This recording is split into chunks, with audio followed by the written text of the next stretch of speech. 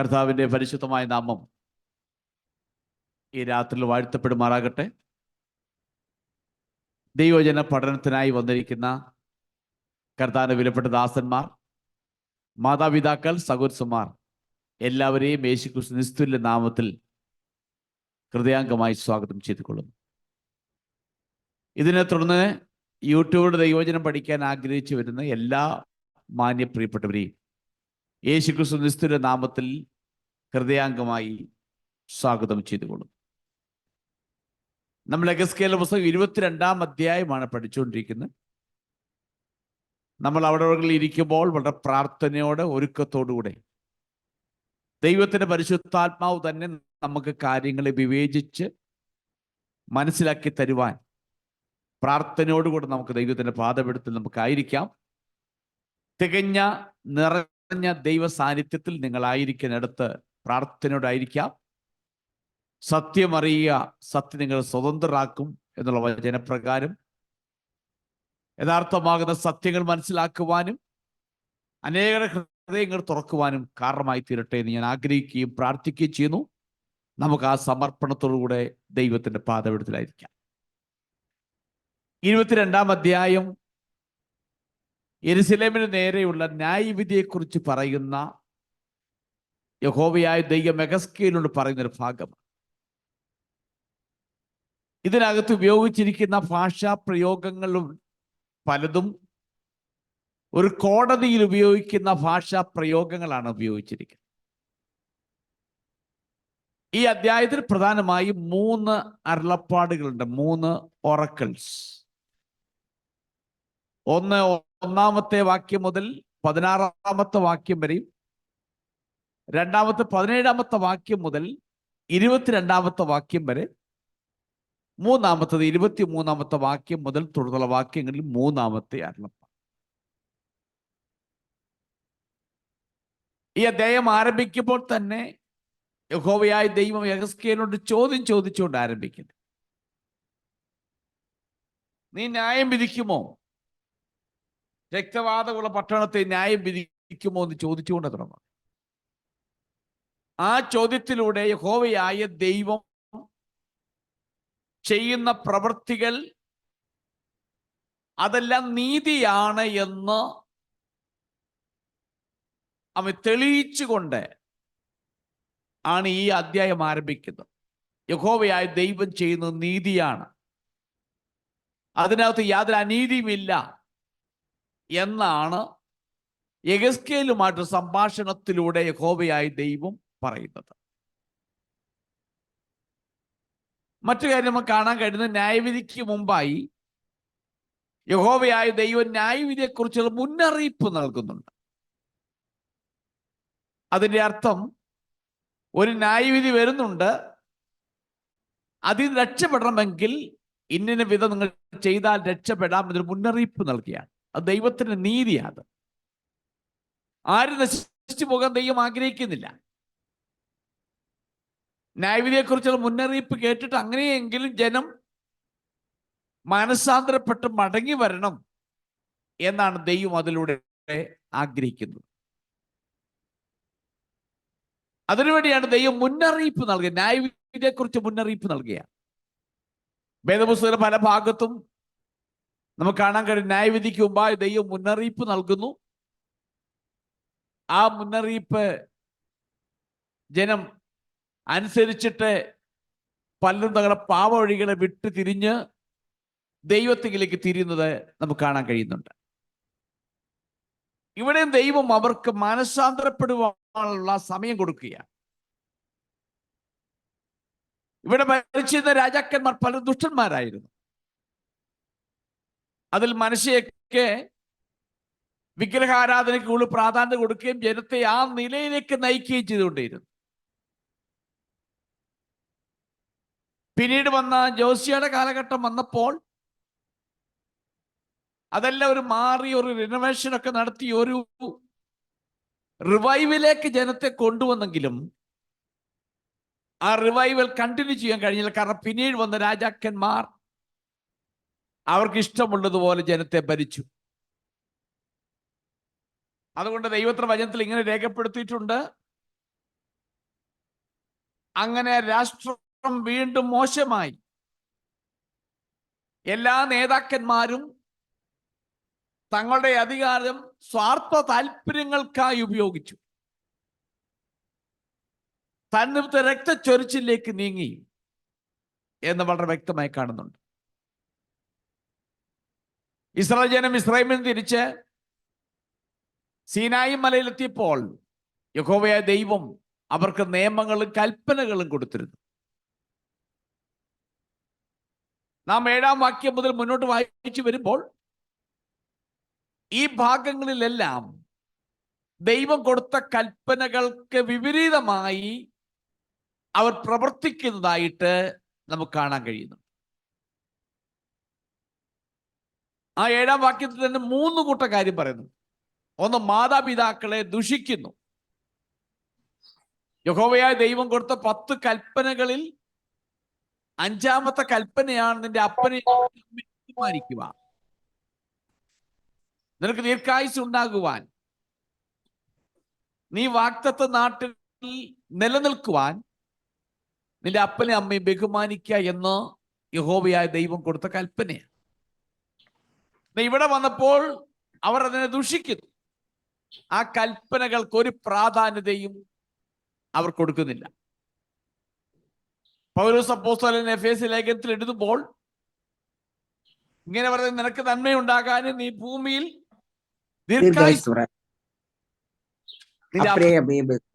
ബഹുമാനിക്കുക എന്നത് വാഗ്ദത്തത്തോട് കൂടിയ ആദ്യ കൽപ്പനയാകും.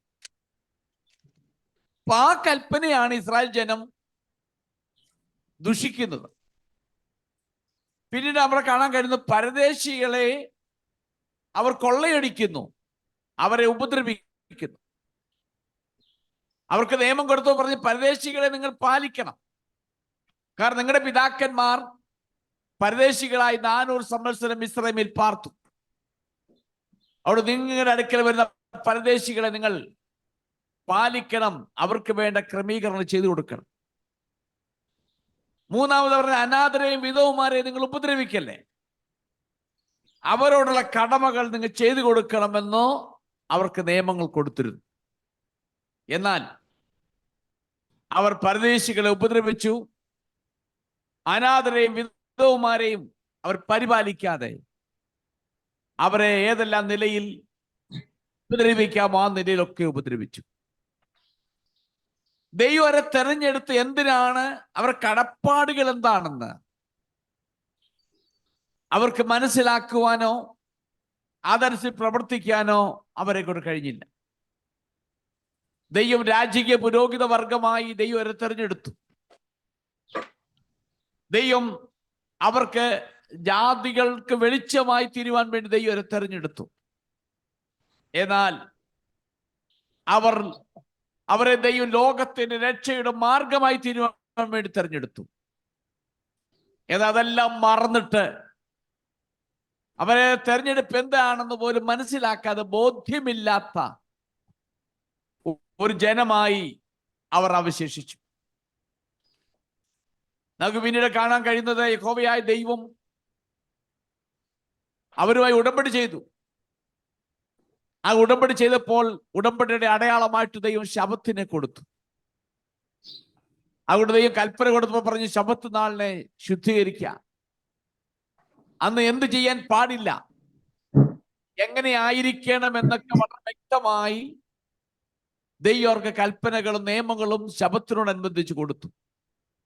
എന്നാൽ ശബത്ത് നാളിനെ അവർ ശുദ്ധീകരിക്കുകയോ അതിന്റെ നിയമങ്ങൾ അവർ പാലിക്കുകയോ അതിനെ വേണ്ട വിധത്തിൽ ആചരിക്കുകയോ ചെയ്യാതെ അതിന് യാതൊരു പ്രാധാന്യം കൊടുക്കാതായി തീർന്നു. ശബത്ത് കൊണ്ട് ഉദ്ദേശിക്കുന്ന 2 പ്രധാനപ്പെട്ട കാര്യങ്ങൾ. ഒന്ന്, ദൈവമായിട്ടുള്ള ഉടമ്പടിയെ ഓർപ്പിക്കുന്നതാണ്. 2, ദൈവമായിട്ടുള്ള കൂട്ടായ്മ ബന്ധം ഉറപ്പിക്കുന്നതാണ്. ദൈവർക്ക് ശബത്ത് കൊടുത്ത ഈ 2 കാര്യത്തിന് വേണ്ടിയാണ്. ഒന്ന്, ദൈവമായി ചെയ്ത ഉടമ്പടി അവർ ഓർക്കണം. 2, ദൈവമായിട്ടുള്ള കൂട്ടായ്മ ബന്ധം അത് നിലനിർത്തണം. മറ്റൊന്ന്, സകലവും മറന്ന് ടെൻഷൻ എല്ലാം മാറി ആ ഒരു ദിവസം വിശ്രമ ജീവിതം ആസ്വദിക്കണം. ദൈവിക സന്തോഷത്തിലേക്ക് ജനം പ്രവേശിക്കണം. അതിനു വേണ്ടിയാണ് ശബത്ത് നാൾ ഇത്ര മണിക്കൂർക്കുള്ളിൽ പോകല്ലേ, യാതൊരു വേലയും ചെയ്യല്ലേ എന്നെല്ലാം കൊടുക്കാൻ കാരണം ആ ഒരു ദിവസം സമാധാനത്തോടെ വിശ്രമിക്കണം. ദൈവം കൊടുക്കുന്ന വിശ്രമം സന്തോഷത്തോടെ അവരായിരിക്കണം. എന്നാൽ ഇവരൊന്നും അത് പ്രമാണിക്കുകയോ അതിന് പ്രാധാന്യം കൊടുക്കുകയോ ചെയ്യാതെ ദൈവത്തിന് വിരോധമായി പ്രവർത്തിച്ചത് കൊണ്ട് ദൈവം തന്റെ ന്യായവിധി അവിടെ മേൽ അയക്കുവാൻ തീരുമാനിച്ചു. തന്നിമിത്ത സാമ്പത്തികമായിരിക്കുന്ന സത്യസന്ധതയില്ലാത്ത ഒരു തലമുറ എഴുന്നേറ്റ് വന്നു. സാമൂഹിക ജീവിതത്തിന്റെ ആ ഭരണക്രമങ്ങൾ തന്നെ നഷ്ടപ്പെട്ടു പോയി. ആ നിലയിലേക്ക് കുഴയുന്ന ഒരു അനുഭവത്തിലേക്കായിരുന്നു ഇസ്രായേൽ ജനത്തിന്റെ ജീവിതം. അതാണ് നമ്മൾ പറഞ്ഞു നിർത്തിയത്. ഇനി നമുക്ക് 9 മുതൽ 12 വരെയുള്ള വാക്യങ്ങൾ വായിക്കും. യെഹെസ്കേലിന്റെ പുസ്തകം 22-ാം അധ്യായത്തിന്റെ 9 മുതൽ 12 വരെ. രക്തം ചൊരിയേണ്ടതിന് ഏഷ്ണി പറയുന്നവർ നിന്നിലുണ്ട്. പൂജാഗിരികളിൽ ഭക്ഷണം കഴിക്കുന്നവർ നിന്നിലുണ്ട്. നിന്റെ നടുവിൽ അവർ ദുഷ്കർമ്മം പ്രവർത്തിക്കുന്നു. നിന്നിൽ അവർ അപ്പന്റെ നഗ്നത അനാവൃതമാക്കുന്നു. നിന്നിൽ വെച്ച് അവർ ഋതുമാലിന്യത്തിൽ ഇരിക്കുന്നവളെ വഷളാക്കുന്നു. ഒരുത്തൻ തന്റെ കൂട്ടുകാരന്റെ ഭാര്യയുമായി മ്ലേച്ഛത പ്രവർത്തിക്കുന്നു. മറ്റൊരുത്തൻ തന്റെ മരുമകളെ ദുർമര്യാദ പ്രവർത്തിച്ച് മലിനയാക്കുന്നു. വേറൊരുത്തൻ നിന്നിൽ വെച്ച് തന്റെ അപ്പന്റെ മകളായ സഹോദരിയെ വഷളാക്കുന്നു. രക്തം ചൊരിയേണ്ടതിന് അവർ നിന്നിൽ കൈക്കൂലി വാങ്ങുന്നു. പലിശയും ലാഭവും വാങ്ങി നീ കൂട്ടുകാരെ ഞെരുക്കി സമ്പാദ്യമുണ്ടാക്കി എന്നെ മറന്നു കളഞ്ഞിരിക്കുന്നുവെന്ന് യഹോവയായ കർത്താവിന്റെ അരുളപ്പാട്. ഈ ഭാഗത്ത് നമ്മൾ നോക്കുമ്പോൾ 3 പ്രധാനപ്പെട്ട കാര്യങ്ങൾ കാണാം. അതിലകത്ത് ഒന്നാമത്തെ കാര്യം, കൂട്ടുകാരനെ കുറിച്ച് ദുഷിച്ച വർത്തമാനം പറയുന്നു. അതിൽ ഏഷണി പറയുന്നു. കൂട്ടുകാരനെ കുറിച്ച് ഏഷണി പറയുന്നു. ദൈവം കൊടുത്ത 10 കൽപ്പനകളിൽ ഒരു പ്രധാനപ്പെട്ട കൽപ്പനയാണ് നിന്റെ കൂട്ടുകാരനെ കുറിച്ച് കള്ളസത്യം പറയരുത്. അത് ദൈവം കൊടുത്ത കൽപ്പനയാ. എന്നാൽ ഇവിടെ വന്നപ്പോൾ ഇപ്പോൾ അവർ ആ കൽപ്പനയെ പാലിക്കാതെ കൂട്ടുകാരനെ കുറിച്ച് ഏഷണി പറയുന്നു. യെരൂശലേം നിവാസികൾ കൂട്ടുകാരനെ കുറിച്ച് നുണകൾ പറഞ്ഞ് പ്രചരിപ്പിക്കുന്നു. അതിന്റെ ഫലമായി അവർ നിരപരാധികളെ കൊന്നൊടുക്കുന്നു. അടുത്ത ഒരു പ്രധാനപ്പെട്ട കാര്യമാണ്, പൂജാഗിരികളിൽ ഭക്ഷണം കഴിക്കുന്നവർ നിന്നിലുണ്ട്. യഹോവയായ ദൈവം കൊടുത്ത കൽപ്പനകൾ ആദ്യത്തെ കൽപ്പനയാണ്, ഞാനല്ലാതെ അന്യ ദൈവം നിങ്ങൾക്കുണ്ടാകരുത്. യാതൊന്നിന്റെയും വിഗ്രഹങ്ങളെയും പ്രതിമയും ഉണ്ടാക്കരുത്. ദൈവം കൊടുത്ത കൽപ്പനയാ. എന്നാൽ ഇവിടെ പറയുന്നു, പൂജാഗിരികളിൽ പോയി കർമ്മം നടത്തുന്നവർ നിന്നിലുണ്ട് എന്ന് പറഞ്ഞാൽ ദൈവം കൊടുത്ത കൽപ്പനകളെ, ഒന്നാമത്തെ കൽപ്പനയും കൂട്ടുകാരനെ കള്ളസാക്ഷ്യം പറയുന്നു പറഞ്ഞ കൽപ്പനയെയും അവർ യാതൊരു ബഹുമാനവും കൊടുക്കാതെ, അതിന് യാതൊരു പ്രാധാന്യവും കൊടുക്കാതെ ജീവിക്കുന്ന ഒരു ഇസ്രായേൽ തലമുറയെ കുറിച്ചാണ് ഇവിടെ പറയുന്നത്. ഒന്ന്, കൂട്ടുകാരനെ കുറിച്ച് പച്ച കള്ളത്തരങ്ങൾ മാത്രം പറഞ്ഞ് പ്രചരിപ്പിക്കും. യഹോവയായ ദൈവത്തെ കുറിച്ച്, യഹോവയായ ദൈവത്തെ മാത്രമേ ആരാധിക്കാവൂ എന്ന് പറയുമ്പോൾ അതിന് യാതൊരു പ്രാധാന്യവുമില്ലാതെ വിഗ്രഹങ്ങളെ ആരാധിക്കുന്ന ഒരു തലമുറ. ഈ തലമുറയെ കുറിച്ചാണ് ഈ 9 വാക്യങ്ങളിൽ വളരെ വ്യക്തമായി പറയുന്നു. 10 മുതലുള്ള വാക്യങ്ങൾ, അതിനെക്കുറിച്ചുള്ള നിയമങ്ങൾ വേദപുസ്തക പല ഭാഗത്തും ഒന്നൊന്നായി കൊടുത്തിട്ടുണ്ട്. അതൊരു ലൈംഗിക പാപങ്ങളിൽപ്പെട്ട കാര്യമാണ്. അതങ്ങനെ ചെയ്യാൻ പാടില്ല എന്ന് ദൈവർക്ക് നിയമങ്ങൾ കൊടുത്തപ്പോൾ വളരെ വ്യക്തമായി കൊടുത്തിരുന്നു. എന്നാൽ ആ കൊടുത്തതൊക്കെ അങ്ങനെ കിടന്നതല്ലാതെ യാതൊരു വിധമാകുന്ന പ്രാധാന്യത കൊടുക്കാതെ ലൈംഗിക പാപങ്ങൾ ഏർപ്പെട്ടു. ഈ പാപങ്ങളെല്ലാം ദൈവത്തിന്റെ നിയമങ്ങൾക്കെതിരാണ്. അവരുടെ പല കുറ്റകൃത്യങ്ങൾക്ക് കാരണം ജനങ്ങളുടെ പാപത്തോടുള്ള ആഗ്രഹമായിരുന്നു. അവർ കൊല്ലുകയും വഞ്ചിക്കുകയും ചെയ്തു. അവരുടെ എല്ലാ പാപങ്ങളുടെയും പ്രധാന കാരണം അവർ ദൈവമായ കർത്താവിനെ മറന്നു എന്നുള്ളതാണ്. ദൈവത്തോടുള്ള ബന്ധത്തിൽ അവർ ഉത്തരവാദിത്വം എന്താണെന്ന് അവർ മനസ്സിലാക്കിയില്ല. അതുകൊണ്ടാണ് ദൈവം കൊടുത്ത 10 കൽപ്പനകൾ തന്നെ അതങ്ങനെ പാടെ മറിച്ചു. ചെയ്യാൻ പാടില്ലാത്ത കാര്യങ്ങൾ അവർ ചെയ്തു. വിഗ്രഹങ്ങളെ ഉണ്ടാക്കരുത്, ഞാനല്ല അന്യദൈവം നിങ്ങൾക്ക് ഉണ്ടാകരുത് പറയുമ്പോൾ ആ 1-ാമത്തെ കൽപ്പനയെ തന്നെ അവർ മറന്നു. ദൈവത്തിന് പ്രാധാന്യം കൊടുത്തിരുന്നെങ്കിൽ, യഹോവയായ ദൈവത്തിനും ദൈവത്തിന്റെ കൽപ്പനകൾക്കും പ്രാധാന്യതയും അതിന്റെ ഉത്തരവാദിത്വം മനസ്സിലാക്കിയിരുന്നെങ്കിൽ അവർ അത് ചെയ്യുകയില്ലായിരുന്നു. അവർ അത് ചെയ്യാത്തൊരു കാരണം അതിന്റെ പ്രാധാന്യത അവർ മനസ്സിലാക്കിയില്ല. അവർ ഉത്തരവാദിത്വം അവരത് മനസ്സിലാക്കിയില്ല. നമുക്കൊരു കാര്യം മനസ്സിലാക്കാൻ കഴിയുന്നത്, ഉത്തരവാദിത്വമില്ലാത്ത തങ്ങളെ ഏൽപ്പിച്ച സ്ഥാനത്തിന്, തങ്ങളെ ഏൽപ്പിച്ചിരിക്കുന്ന അവസ്ഥകളെ കുറിച്ചുള്ള ഉത്തരവാദിത്വമില്ലാത്ത ഒരു ജനമായി അവർ മാറ്റപ്പെട്ടു എന്ന് വളരെ വ്യക്തമായി നമുക്ക് മനസ്സിലാക്കാൻ കഴിയുന്നുണ്ട്. നമുക്കിനി 13 മുതൽ 16 വാക്യങ്ങളിലേക്ക് നമുക്ക് പോകാം. 13 മുതൽ 16 വാക്യങ്ങൾ. നീ സമ്പാദിച്ചിരിക്കുന്ന ലാഭത്തെയും അതിന് നടുവിലുണ്ടായ രക്തപാതകത്തെയും കുറിച്ച് ഞാൻ കൈകൊട്ടും. ഞാൻ നിന്നോട് കാര്യം തീർക്കുന്ന നാളിൽ നീ ധൈര്യത്തോടെ ഞാൻ നിന്നോട് കാര്യം തീർക്കുന്ന നാളിൽ നീ ധൈര്യത്തോടെ നിൽക്കുമോ? നിന്റെ കൈകൾ ബലപ്പെട്ടിരിക്കുമോ? യഹോവയെ ഞാൻ അത് അരുളി ചെയ്തിരിക്കുന്നു, ഞാൻ നിവർത്തിക്കുകയും ചെയ്യും. ഞാൻ നിന്നെ ജാതികളുടെ ഇടയിൽ ചിഹ്നിച്ച് രാജ്യങ്ങളിൽ ചിതറിച്ച് നിന്റെ മലിനത നിങ്ങൾ നിന്ന് നീക്കും. ജാതികൾ കാണുക, നീ നിന്നിൽ തന്നെ മലിനിയായി തീരും. ഞാൻ യഹോവ എന്ന് നീ അറിയും. ഈ ഭാഗത്ത് വീണ്ടും കൈകൾ ഒരുമിച്ച് അടിക്കുന്ന ഒരു ചിത്രം കാണുന്നു.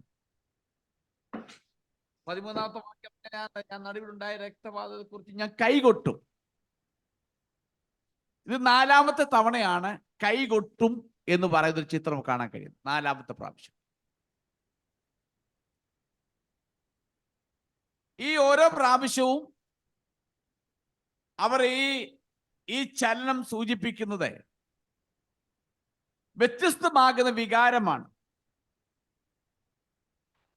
ഇവിടെ യെരുശലേമിലെ നേതാക്കന്മാരുടെ അഴിമതിക്കെതിരെ പറയുന്നൊരു ഭാഗമാണ്.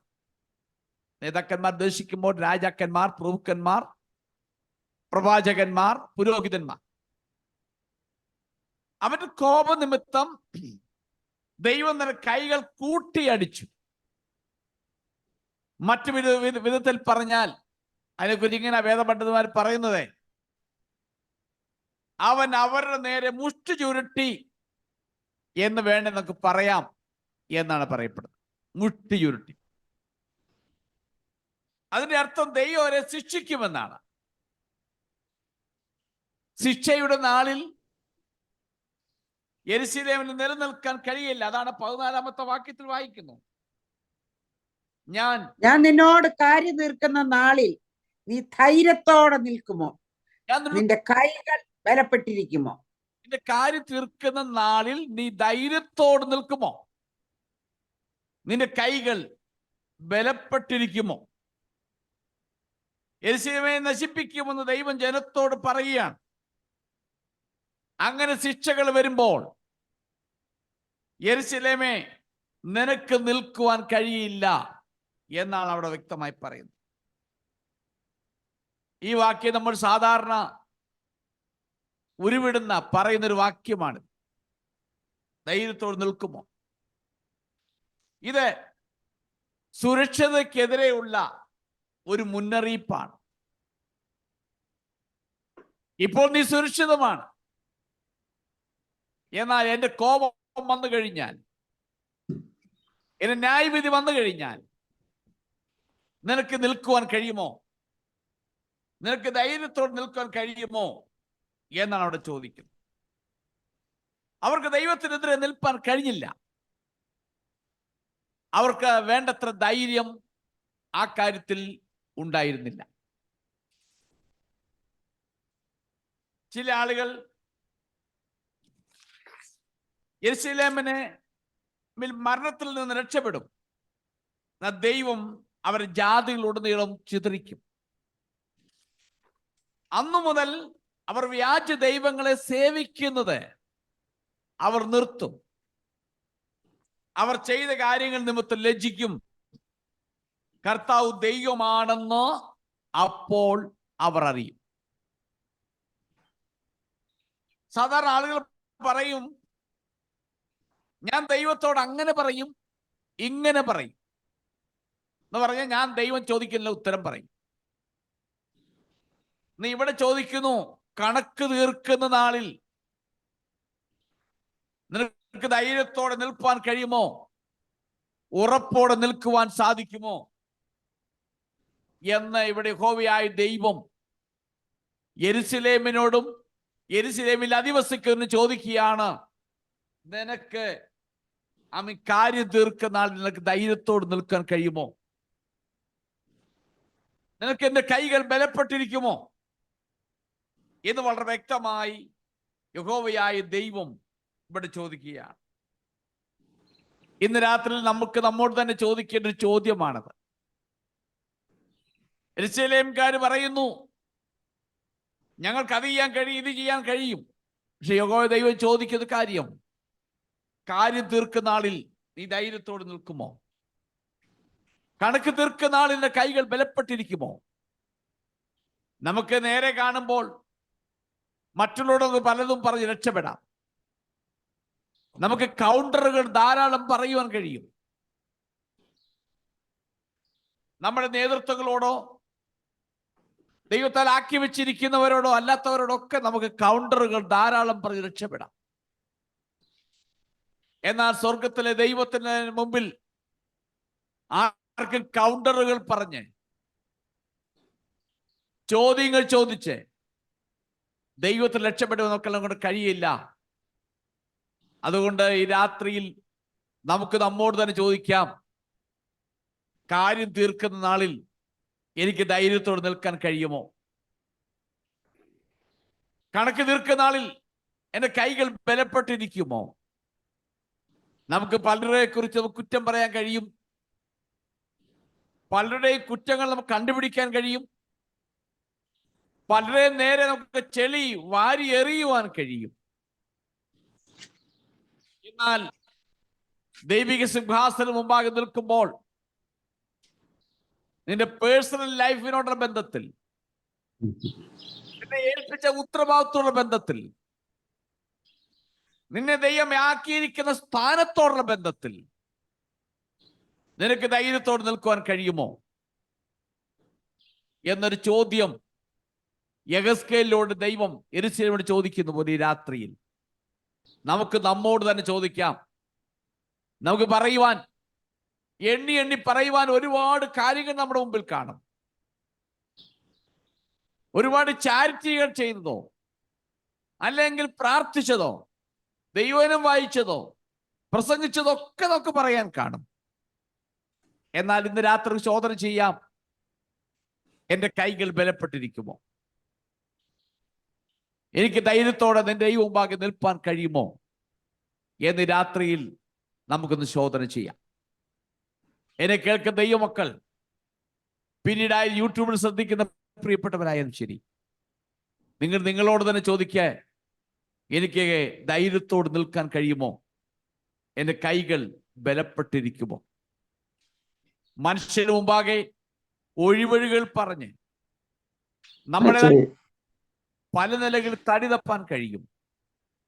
എന്നാൽ ആ ദൈവ സിംഹാസനത്തിന് മുമ്പാകെ നിൽക്കുമ്പോൾ നമുക്ക് ആരെയും പഴി പറയാൻ സാധ്യമല്ല, നമുക്ക് ആരുടെ മേൽ കുറ്റം വിധിക്കാൻ സാധ്യമല്ല. അതുകൊണ്ട് ഇന്ന് രാത്രി നമുക്ക് നമ്മെ തന്നെ ശോധന ചെയ്യാം. എൻ്റെ കൈകൾ ബലപ്പെട്ടിരിക്കുമോ?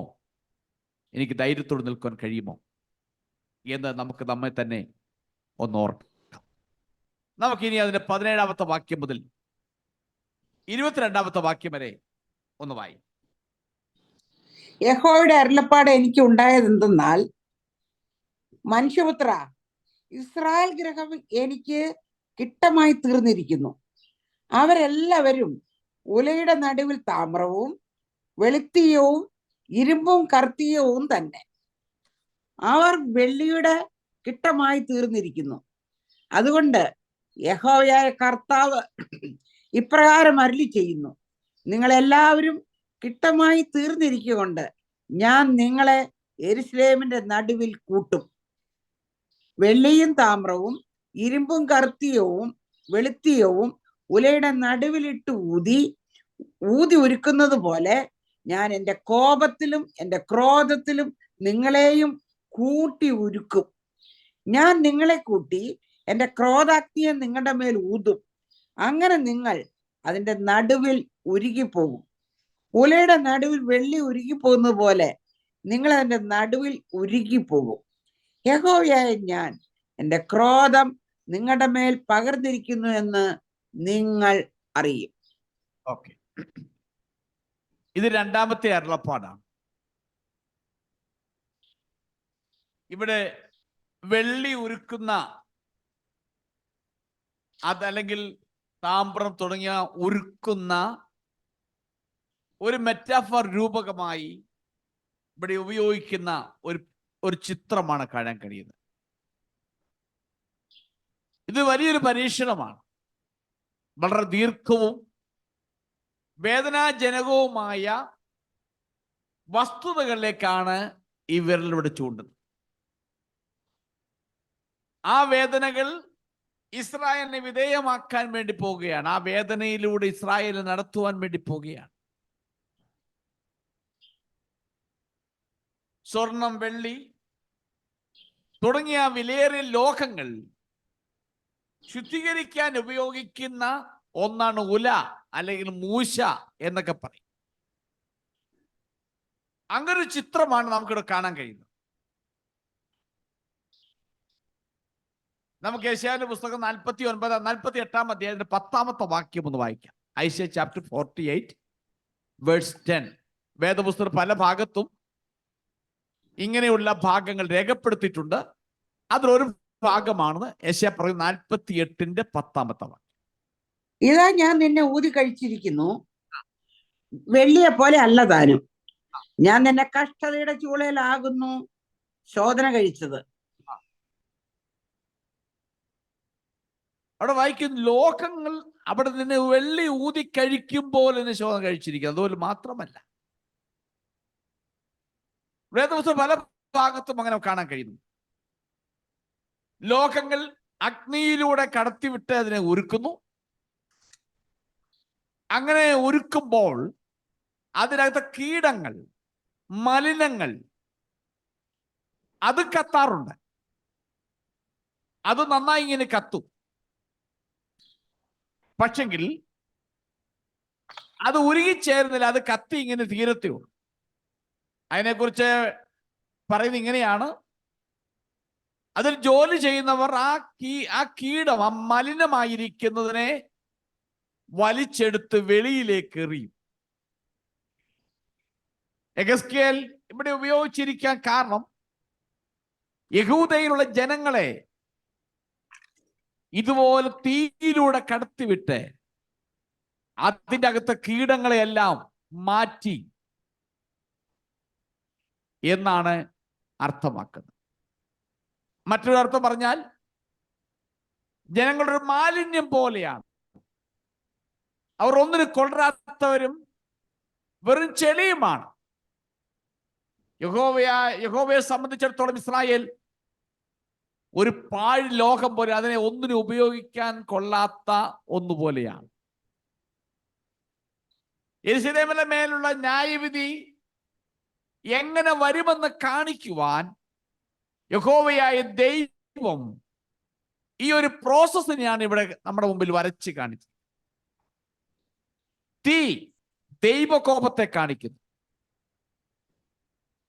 ആ ദൈവകോപം അവർക്കെതിരെ ജ്വലിക്കും. ശിക്ഷ നടപ്പിലാക്കുവാൻ ദൈവം ബാബിലോൺ സൈന്യത്തെ അവിടേക്ക് അയക്കുകയാണ്. അവരിലൂടെയാണ് ദൈവം തന്റെ തീ ഇറക്കുവാൻ വേണ്ടി പോകുന്നത്. അവർ ജെറുസലേമിനെ നശിപ്പിക്കും, അതിലെ നിവാസികളെ കൊല്ലുകയും ചെയ്യും. അക്ഷരാർത്ഥത്തിൽ യെരൂശലേം തീയിട്ട് നശിപ്പിച്ചു. യെരൂശലേം തീ കൊണ്ട് നശിപ്പിച്ചു, ചുട്ടരിച്ചു.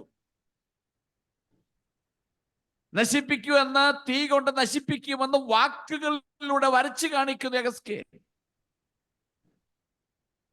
യഹോവയായ ദൈവം യെഹെസ്കേലിന് പറഞ്ഞു കൊടുക്കുന്നു, തീ കൊണ്ട് ഞാൻ അതിനെ നശിപ്പിക്കും എന്ന് ഈ പ്രോസസ് ഉപയോഗിച്ച് വരച്ച് കാണിച്ചു കൊടുക്കുകയാണ്. ഈ സമയത്ത് യെരൂശലേമിൽ തീയിട്ടിട്ടില്ല, നശിപ്പിച്ചിട്ടില്ല. കുറെ ആളുകളെ പ്രവാസത്തിൽ കൊണ്ടുപോയതേ ഉള്ളൂ. എന്നാൽ ഇത് സംഭവിച്ചത് BC 588 BC 586 ഇടയിൽ അക്ഷരാർത്ഥത്തിൽ നിവർത്തിക്കപ്പെട്ടു. അതിനെക്കുറിച്ചുള്ള ഭാഗമാണ് നെഹെമ്യാവിന്റെ പുസ്തകത്തിൽ വായിക്കുന്നു. അതിലെ മതിലുകൾ ചുട്ടരിഞ്ഞും വെന്തരിഞ്ഞും കിടക്കുന്നു എന്നോ കാണാൻ കഴിയുന്നത്. അത് അക്ഷരികമായി ബാബിലോൺകാർ വന്നിട്ട് അവിടുന്ന് കൊണ്ടെടുക്കാം, ഈ കൊള്ളയടിക്കാവുന്ന എല്ലാം കൊള്ളയടിച്ച് എടുക്കാവുന്ന മുഴുവൻ എടുത്ത് ജനങ്ങളെ കൊന്ന് ആ യെരൂശലേം നഗരം മുഴുവൻ തീയിട്ട് നശിപ്പിച്ചു എന്ന് വളരെ വ്യക്തമായി നമുക്ക് കാണാൻ കഴിയുന്നുണ്ട്. നശിപ്പിക്കുന്ന തീയെക്കുറിച്ച് വളരെ വ്യക്തമായി പറയുന്നുണ്ട്. അവിടെ കാണാൻ കഴിയുന്ന ഈ ചിത്രം ഈ നിലയിൽ ജനത്തിന് കൊടുക്കാനുള്ള കാരണം, തീയിട്ട് നശിപ്പിക്കുമെന്ന് ഈ മൂശയെക്കുറിച്ച്, ഉലയെക്കുറിച്ച് വ്യക്തമായി വരച്ചു കാണിക്കാനുള്ള കാരണം, ജനം ഇത് കേൾക്കണം. ഈ ചിത്രം അവരുടെ ഹൃദയത്തിനകത്തേക്ക് വന്നിട്ടെങ്കിലും അവരെ അവസ്ഥ മനസ്സിലാക്കി അവർ കരുണയ്ക്കായി നിലവിളിക്കുകയും തങ്ങളുടെ ജീവിതത്തിൽ വലിയൊരു മാനസാന്തരം അവർക്കുണ്ടാകണം. അതിനുവേണ്ടിയാണ് യെഹെസ്കേൽ പ്രവാചകൻ മുഖാന്തരം ഈ തീയുടെ അനുഭവത്തിലൂടെ കടത്തിവിടുമെന്ന് വളരെ വ്യക്തമായി അവിടെ പറയാനുള്ള കാരണം അതാണ്. ഈ ശിക്ഷകളൊന്നും അവരെ നശിപ്പിക്കുവാനുള്ളതല്ല, അവരെ ശുദ്ധീകരിക്കാൻ വേണ്ടിയാണ് എന്ന് വളരെ ഇവിടെ വായിക്കുന്നുണ്ടല്ലോ. അവരെ അതിലൂടെ കടത്തിവിട്ടും അവരെ ഉരുക്കും. എന്റെ കോപത്തിനും എന്റെ ക്രോധത്തിനും നിങ്ങളെ കൂട്ടിയുരുക്കും. ഞാൻ നിങ്ങളെ കൂട്ടി എന്റെ ക്രോധാഗ്നിയെ നിങ്ങളുടെ മേൽ ഊതും. അങ്ങനെ നിങ്ങൾ അതിന്റെ നടുവിൽ ഉരുകിപ്പോകും, അതിന്റെ നടുവിൽ ഉരുകിപ്പോകും എന്ന് യഹോവയായി ഞാൻ എന്റെ ക്രോധം നിങ്ങളുടെ പകർന്നിരിക്കുന്നു എന്ന് നിങ്ങൾ അറിയും. യഹോവയായ ദൈവം ഈ നിലയിലൊക്കെ അവരെ കടത്തിവിടാനുള്ള കാരണം, അവരെ കീടങ്ങളൊക്കെ ഒന്ന് മാറി അവരൊന്ന് ഉരുകി ശുദ്ധീകരിക്കപ്പെടുവാൻ വേണ്ടിയാണ്. പുതിയ നിയമത്തിലും അങ്ങനെ ഭാഗങ്ങൾ കാണാൻ കഴിയുന്നുണ്ട്. ഒരു തട്ടാൻ അല്ലെങ്കിൽ ഒരു ഗോൾഡ് സ്മിത്ത് ആ സ്വർണത്തിന്റെ മാറ്റ് വർദ്ധിപ്പിക്കുവാൻ, അതിന്റെ ക്ലാരിറ്റി, അതിന്റെ ക്വാളിറ്റി വർദ്ധിപ്പിക്കുവാൻ അത് തീയിലൂടെ പല പ്രാവശ്യം കടത്തിവിട്ട് അതിന്റെ മാറ്റ്, അതിന്റെ മേന്മ വർദ്ധിപ്പിക്കുന്നു. ഇതുപോലെ ഇസ്രായേൽ ജനത്തിന്റെ ആ കീടങ്ങൾ മാറി, അശുദ്ധിയെല്ലാം മാറി അവർ നല്ലൊരു അവസ്ഥയിലേക്ക് വരാൻ വേണ്ടിയാണ് ദൈവം അവരെ കോപത്തിന്റെ തീയിലൂടെ കടത്തിവിടുന്നത്. പുതിയ നിയമത്തിലേക്ക് വരുമ്പോൾ നമുക്കത് കാണാൻ കഴിയുന്നുണ്ട്. 1 പത്രോസ് ലേഖനം 1-ാം അധ്യായത്തിന്റെ 6-ഉം 7-ഉം വാക്യം ഒന്ന് വായിക്കും. 1 Peter chapter 1 verses 6 and 7. അതിൽ നിങ്ങൾ ഇപ്പോൾ അല്പനേരത്തേക്ക് നാനാ പരീക്ഷകളാൽ ദുഃഖിച്ചിരിക്കേണ്ടി വന്നാലും ആനന്ദിക്കുന്നു.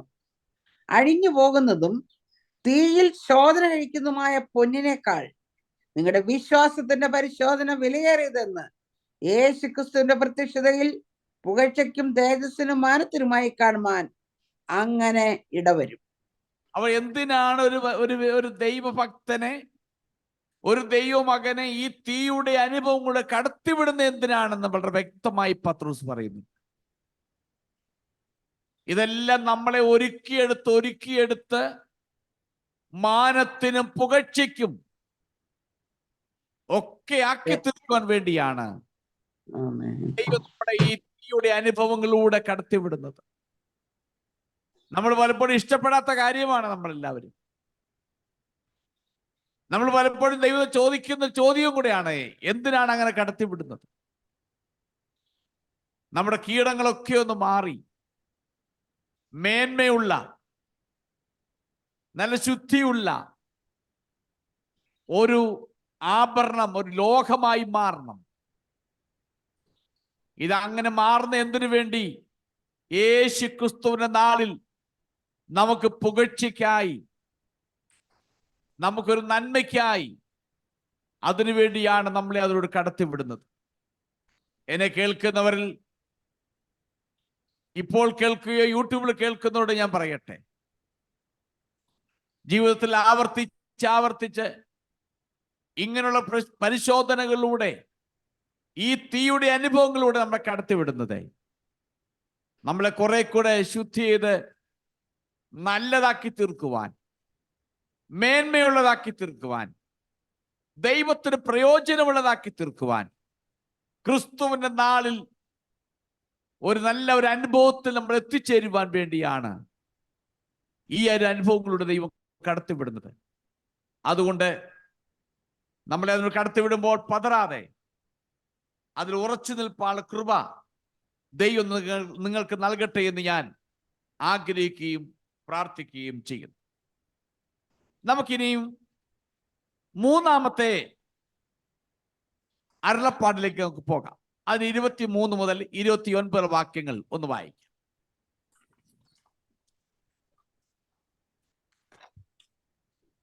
യഹോവയുടെ അരുളപ്പാട് എനിക്കുണ്ടായതെന്തെന്നാൽ, മനുഷ്യപുത്ര, നീ അതിനോട് പറയേണ്ടത്, ക്രോധ ദിവസത്തിൽ നീ ശുദ്ധിയില്ലാത്തതും മഴയില്ലാത്തതുമായ ദേശമായിരിക്കും. അതിന്റെ നടുവിൽ അതിന്റെ പ്രവാചകന്മാരൊരു കൂട്ടുകെട്ടുണ്ട്. അലറി ഇര കടിച്ചു കീറുന്ന ഒരു സിംഹം പോലെ അവർ ദേഹികളെ വിഴുങ്ങിക്കളയുന്നു. നിക്ഷേപങ്ങളെയും വിലയേറിയ വസ്തുക്കളെയും അപഹരിച്ചും കൊണ്ട് അവർ അതിന്റെ നടുവിൽ വിധവമാരെ വർദ്ധിപ്പിക്കുന്നു.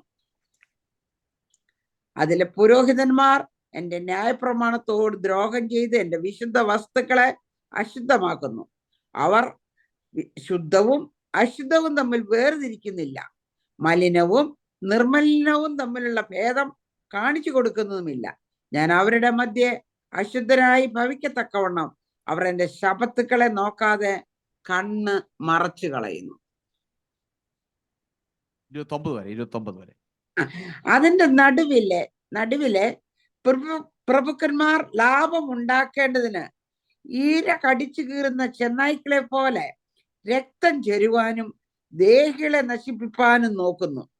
അതിലെ പ്രവാചകന്മാർ വ്യാജം ദർശിച്ചും കള്ളപ്രശ്നം പറഞ്ഞും യഹോവ അരുളി ചെയ്യാതിരിക്കെ യഹോവയായ കർത്താവ് ഇപ്രകാരം അരുളി ചെയ്യുന്നെന്ന് പറഞ്ഞും കൊണ്ട് അവർക്ക് കുമ്മായം തേക്കുന്നു. ദേശത്തിലെ ജനം ഞെരുക്കം ചെയ്യുകയും പിടിച്ചു പറിക്കുകയും എളിവനെയും ദരിദ്രനെയും ഉപദ്രവിക്കുകയും പരദേശിയെ അന്യായമായി പീഡിപ്പിക്കുകയും ചെയ്യുന്നു. ഇത് 3-ാമത്തെ അരുളപ്പാടാണ്. യഹൂദ രാഷ്ട്രത്തെ മൊത്തത്തിൽ സംബോധന ചെയ്യുന്ന ഭാഗമാണ്. നിങ്ങൾ വായിച്ചപ്പോൾ മനസ്സിലായിക്കാണ്. 24-ാമത്തെ വാക്യം ആരംഭിക്കുന്ന ഇങ്ങനെയാണ്: ശുദ്ധിയില്ലാത്തതും മഴയില്ലാത്തതുമായ ദേശം.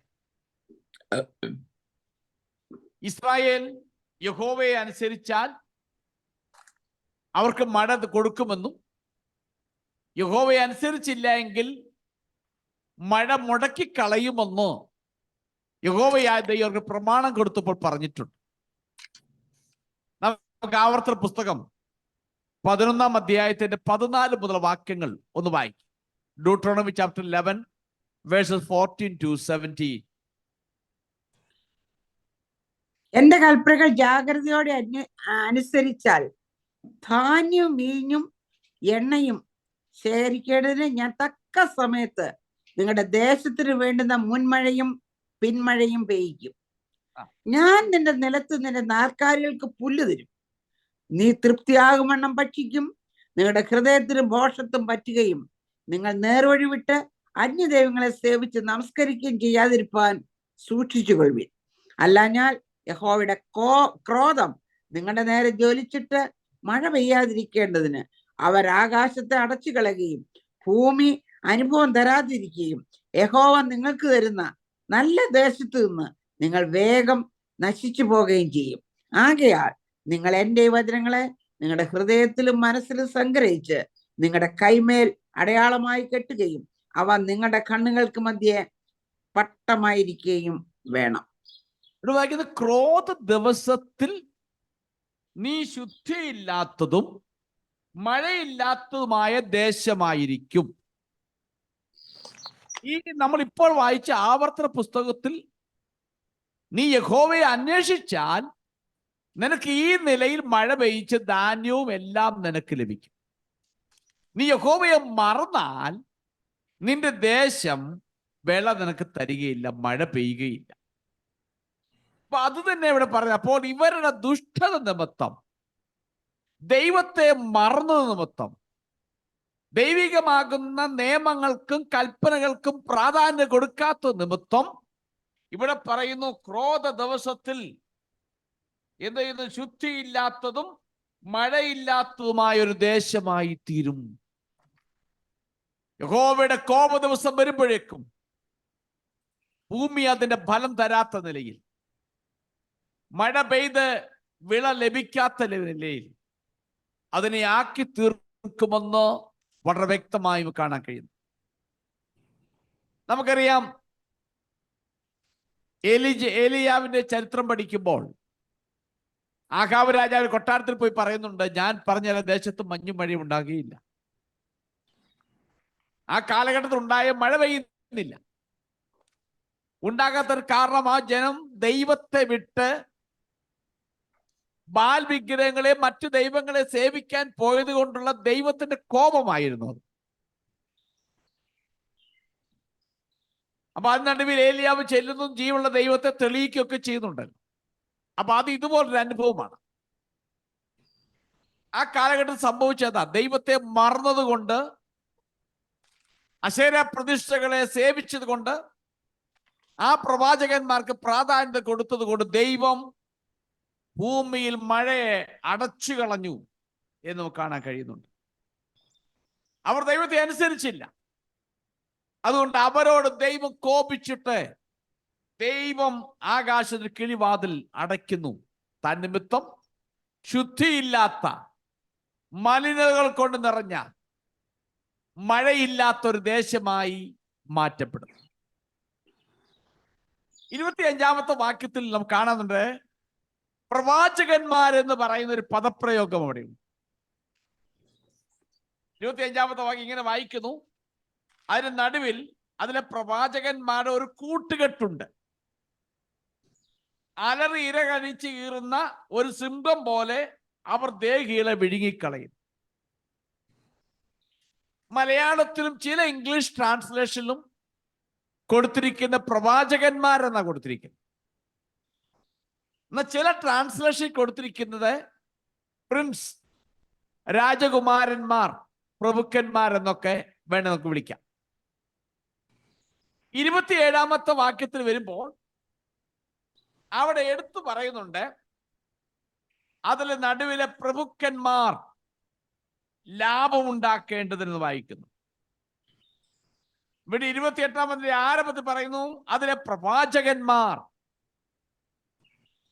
അപ്പൊ 25-ാമത്തെ വാക്യത്തിൽ പ്രവാചകന്മാർ എന്ന് പറയുന്നു, അതാ പ്രിൻസ് എന്ന് പറയുന്നു. 27-ാമത്തെ വാക്യത്തിലും പ്രിൻസ്, പ്രഭുക്കന്മാരെന്ന് പറയുന്നുണ്ട്. ഈ രണ്ട് ഭാഗത്തും ശ്രദ്ധിച്ചു നോക്കിയേ.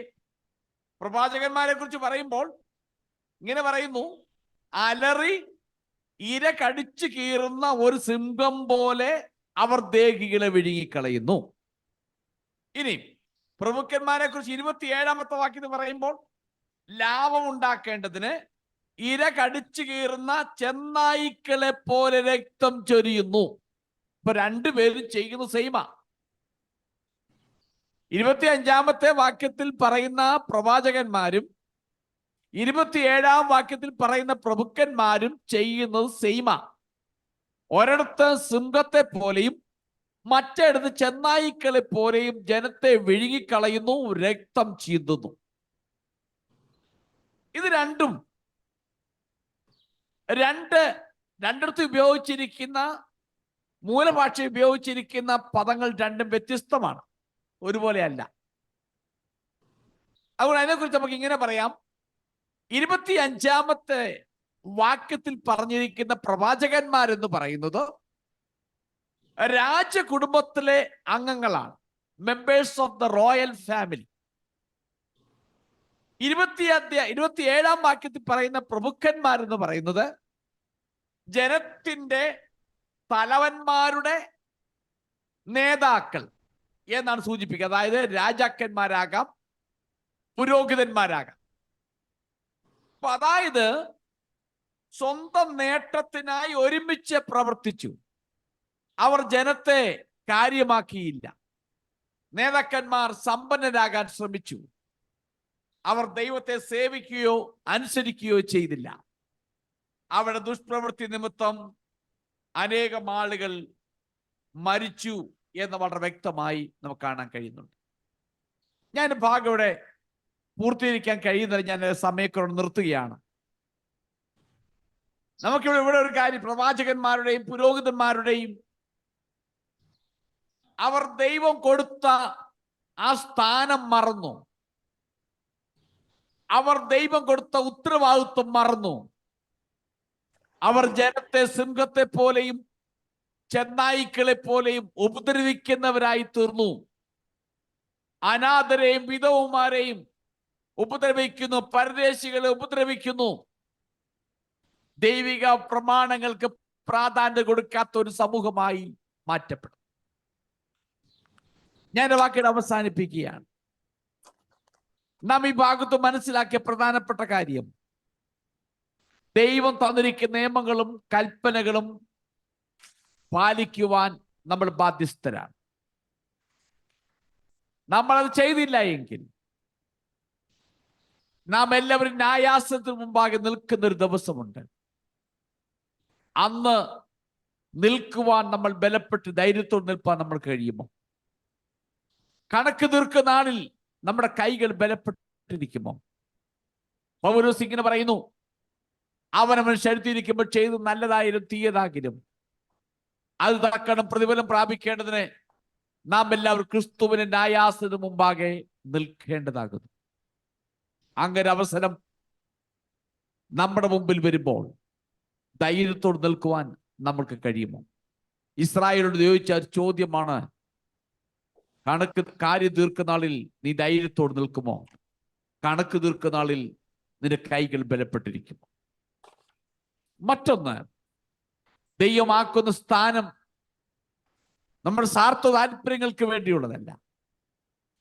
ദൈവത്തിനെ പ്രാർത്ഥിപ്പാൻ ഏൽപ്പിച്ചിരിക്കുന്നത് നിന്റെ സ്വാർത്ഥ താല്പര്യങ്ങൾ നേടിയെടുക്കുവാൻ വേണ്ടിയല്ല, മറ്റുള്ളവർക്ക് വേണ്ടി ഇടിവിൽ നിൽക്കുവാൻ, മറ്റുള്ളവരെ കുറിച്ച് ഉള്ള ബോധമുള്ളവരായി ദൈവത്തിനെ ഏൽപ്പിച്ചിരിക്കുന്ന ഉത്തരവാദിത്വം മനസ്സിലാക്കി ജീവിക്കാൻ വേണ്ടിയാണ്. അതുകൊണ്ട് മറ്റുള്ളവരുടെ ഉത്തരവാദിത്വങ്ങളിലേക്ക് നമ്മൾ നോക്കാതെ നമ്മുടെ ഉത്തരവാദിത്വത്തിലേക്ക് നമുക്ക് നോക്കാം. എന്റെ റെസ്പോൺസിബിലിറ്റി ഞാൻ ചെയ്യുന്നുണ്ടോ? ഇല്ല എങ്കിൽ ദൈവം ഇതാ എന്നെ സമർപ്പിക്കുന്നു എന്ന് നമുക്ക് ദൈവത്തോട് പ്രാർത്ഥിക്കാം. ആകെ നമ്മുടെ ജീവിതത്തിൽ നാം ദൈവത്തിന്റെ കൽപ്പനകൾക്ക് പ്രാധാന്യം കൊടുത്തു, ദൈവിക വചനങ്ങൾക്ക് പ്രാധാന്യം കൊടുത്ത് നമുക്ക് മുൻപോട്ട് യാത്ര ചെയ്യാം. നമ്മളെ ആക്കിയിരിക്കുന്ന സ്ഥാനങ്ങളിൽ വിശ്വസ്തയോടെ, ഉത്തരവാദിത്വം മറന്നു കളയുകയല്ല, അത് മനസ്സിലാക്കി ആ നിലയിൽ പ്രവർത്തിച്ച് മുന്നേറുവാൻ ദൈവത്തിനെ സഹായിക്കേണ്ടത് പറഞ്ഞുകൊണ്ട് ഞാൻ വാക്കുകൾ അവസാനിപ്പിക്കുന്നു. ദൈവം നിങ്ങളെല്ലാവരെയും അനുഗ്രഹിക്കുമാറാകട്ടെ.